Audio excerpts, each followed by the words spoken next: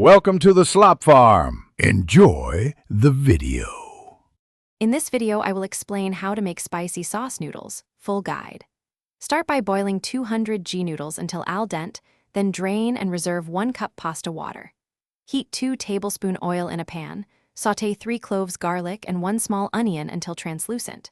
Add 2 tablespoon chili paste, 1 tablespoon soy sauce, 1 tsp sugar, and 1/2 cup broth.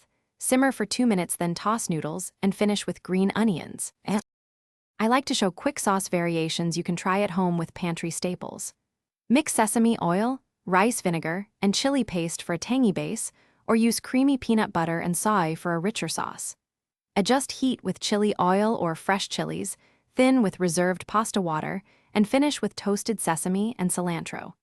Taste and tweak salt and acidity until the flavor sings and serves comfortably. If you're finding this helpful, please subscribe and like so I can keep sharing fun recipes and tips.